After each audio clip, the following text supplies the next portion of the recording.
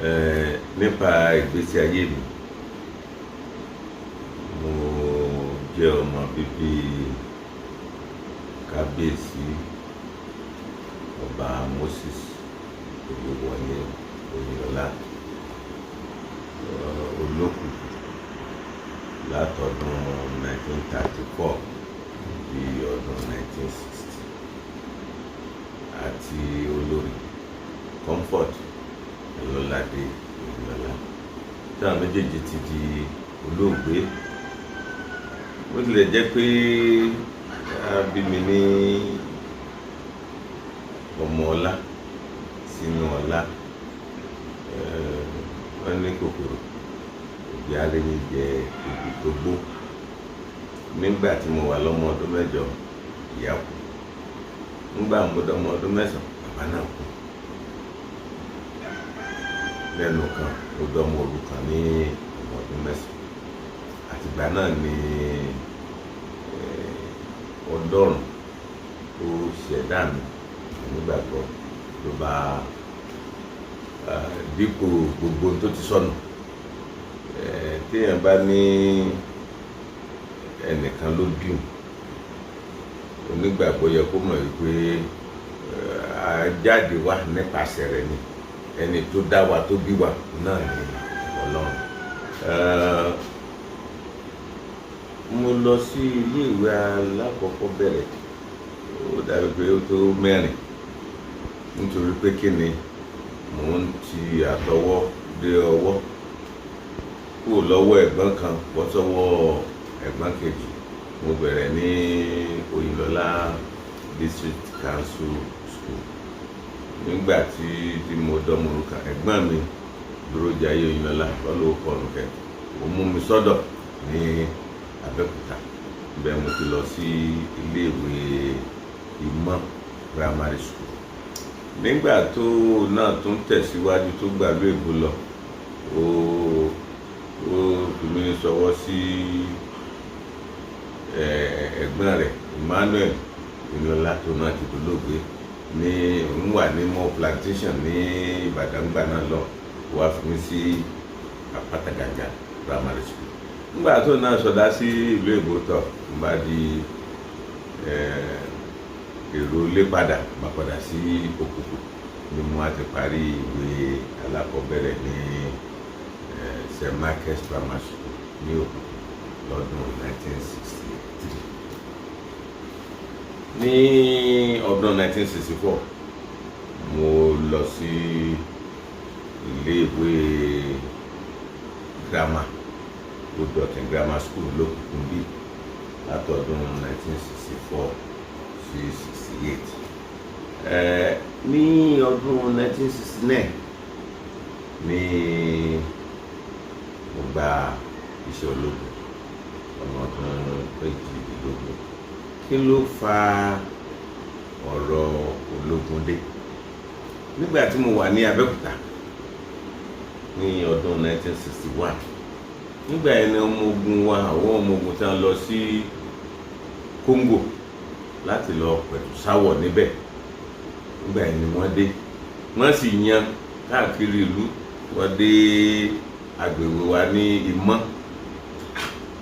Èmi náà wà nínú ẹgbẹ́ Boy Scout, mo wà nínú Boy Brigade.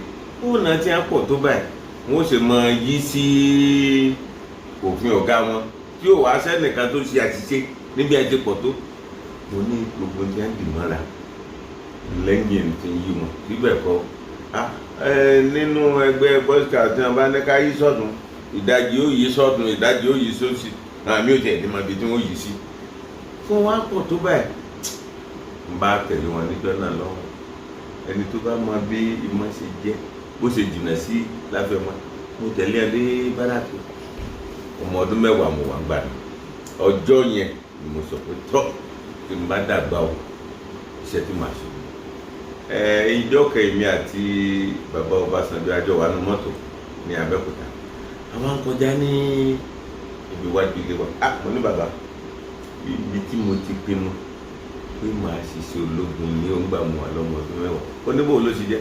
Mo láwọn èèyàn wá dé láti Congo wọ́n wá yan láti báràkì wá sí ọ̀dọ̀ wa iwájú rédíò station tó wà ní lẹ́gbẹ̀ẹ́ ọjà Ṣàpọ́n ni wọ́n ti dúró jọ́ náà. Mo níjọ́ yẹn mo tẹnu pé kí n má dàgbà iṣẹ́ ológun ni wọ́n ti. Bàbá ní bàtálẹ̀ ọ̀hún olóhùn wà lórí ìparí ìgbìyànjú jọ́jì. Bàtálẹ̀ tó ṣe ti Kóńgò dé tó wà lára wọn. Mo torí pé mo sáfẹ́ ṣiṣẹ́ ológun kí n ti wọ kakí ló jẹ mí lógún. Nígbà tí àwọn ẹ̀gbọ́n mi rí pé mò ń ronú àti lọ́gbà tí ológun ní bàbá àṣàlẹ̀ ọlọ́pàá ọ̀kẹ́ àjíwọ́lọ́ Oyinlọ́lá ó kan ọ̀sán kòòlù kan ló kó mi gbá ọba di Sókótó lọ́dọ̀ àkọ́bí màmá wa ìyẹn Mrs. Pópóọlá olùkọ́ ní ẹ̀rìndínlẹ́bí òní matron ní hospital ní Sókótó. Ní ok yunifásitì ló kàn tí màá forí lé náà ní òkè ọgbọ́n gbọ́n tó wà náà mi ni pé gbogbo ìdààmú yín ológun ni. Wọ́n ti fún mi ní kí n lọ ka nursing ní ABU ṣùgbọ́n ẹgbẹ́ mi rí pé àwọn lẹ́tà tí wọ́n wá fi jíṣẹ́ nílé àwọn lẹ́tà tí wọ́n lẹ stamp ológun mọ́ ni nígbà náà lọ́wọ́ ológun wọn lo stamp láti post lẹ́tà ọ̀nà tí service ní ó kàn lẹ̀ mọ́. Níjọ́ kan wọ́n bá ní a fẹ́ ṣe àkànṣe ìgbàyà ṣíṣe ológun ìwọ́n tó bá ti níwèé mẹ́wàá àti tó jù bẹ́ẹ̀ lọ máa bọ̀. Ní ó ṣe gẹ́gẹ́ tó èmi náà balẹ̀ ní ọba mú mi tọ́ mímú tí a mú mi kò sẹ́ni mo sọ fún lẹ́gbẹ̀ẹ́ lọ tó fúnṣẹ́ ológun. Nígbà tá a máa dé hospital ẹ̀gbọ́n mi ní medical test bí a ní yẹ̀wọ̀n wò ṣé nǹkan ò ní yan bí lórí ìlà tó bá ti fẹ́ kàn mí ti máa rí pé ní ó sì wà mẹ́ àtúnú ti pẹ́ tí mo lọ sẹ́yìn ń sàn wò pé yóò dìde kò sáà dìde ń mo kàn mí mo yọ kúlẹ̀ sí ìwọ́n tí mo fi sílẹ̀ ní kúlẹ̀ tí mo yọ síbẹ̀ ó kàn dìde ni. Ó dẹ̀ mọ̀ ní tó ṣẹlẹ̀ ni pé lọ sọ̀kọ̀ kí ó tó dé wọ́n ti yẹ̀ mí wò wọ́n ti ní àti bá wà dé ká délé bí mo sì délé o àtọkọ rẹ̀ náà ti fi ṣẹ́dẹ̀ àbúrò mi Démọ́lá ó wà lọ́dọ̀ wọn nígbà náà níbo ló ti lọ́mọ ní àti mú mi ìyá lẹ́gbọ̀n yóò wà faramẹ́lẹ́ mi ni wọ́n bá pè mí tí ológun ìgbà àwọ dáńkàrọ̀ nígbà tí ẹ pàrọ̀ wà dáń pé ọkàn mi ti dúró ọkọ wọn Èjìdá Pópóọlá ọlọ́pàá ọ̀kẹ́ ìyẹn ti ṣe díẹ̀ nínú ológun nígbà tó wà ní ìlú Èkó ó bá sọ fún ní ọjọ́ bíkì ní ẹ̀gbọ́n mi kò sí tí wọ́n ṣe pé ṣàdúrà fún tó ti ọkàn rẹ̀ ti di bá bẹ̀rẹ̀ ẹgbẹ́ mi rán mi létí pé tọ̀ lọ́nà pé kò sí ìyá kò sí bàbá mo sọ lọ́kàn ara mi pé n tó fi dá gan lọ abá kó sójú ogun kò sẹ́ tí ó máa sunkún lọ pé nẹ́ka tó mo ní ó ti bá mo bá bí mo ṣe bá ṣe ológun gẹ́gẹ́ bí kúrúǹtù ni mo bá wọlé.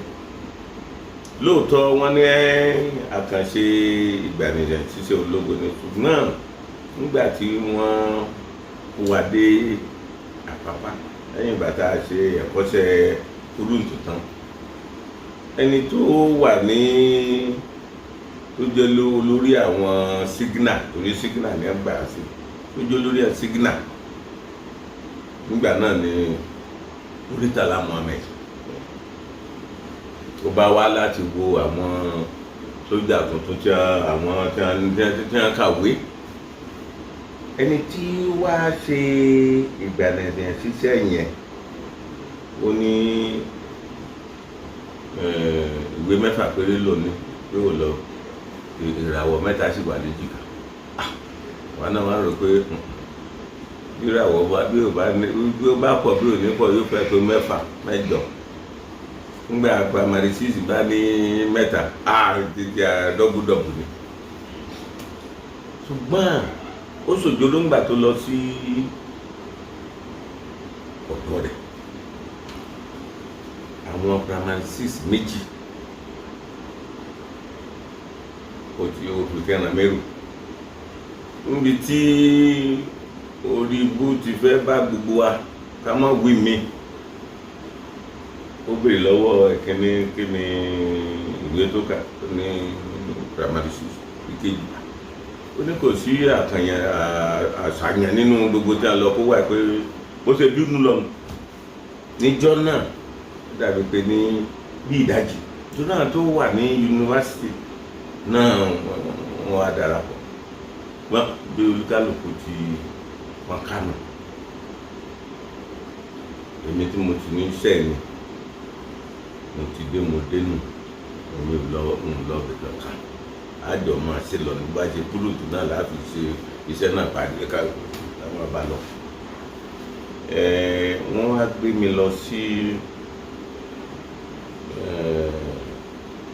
4 Signal Regiment yẹn ní Ìkòròdú ló wà. Ní ọdún yẹn ní 69 mo jẹ́ mo ń bá iṣẹ́ recruit lọ títí di 1971. Nọ́mbà gbé àwọn tí wọ́n ṣe ẹ̀kọ́ṣẹ́ jáde ní ibi tí wọ́n ti ń kọ́ àwọn ọ̀gágun ìyẹn Nigerian Defence Academy. Wọ́n bá gbé oníràwọ̀ kan dé tó kọ rẹ̀ jẹ́ Rájí Rasaki. Nígbà tó dé, a wà lórí parade, máa ń wo parade, bá ní kí n bọ́ síta, ìpín náà bá bọ́ tẹ̀lé. Wọ́n sì ti mọ ìtumọ̀ bí ó fà ní síta sí.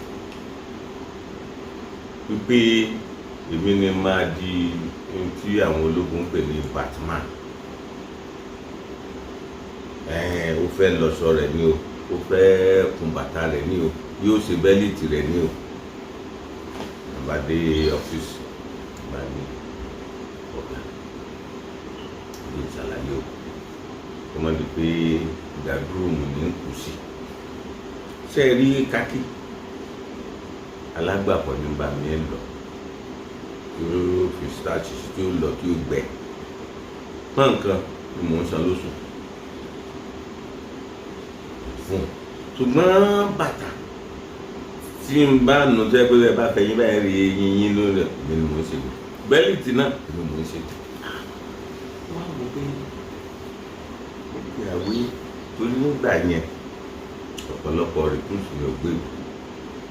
Wọ́n á rí pé ní Gẹ̀ẹ́sì mi ó dàbí pé ló dán díẹ̀ báyìí wá ní kí ni gbogbo mo kàwé dé. Mo ní ìwé 10. Wọ́n á ló dé tọ̀ lọ sí Nigerian Defence Academy ní èmi ò lè tó di Nigerian Defence Academy. Ogun ń lọ lọ́wọ́, èmi náà sì fẹ́ nípa nínú ogun tí ń lọ. Mo tẹ́rí gba àtòlógun ibikíbi tó bá o ti bá ti ráyè wọlé. Ṣùgbọ́n mo sọ fún un pé mò ń gba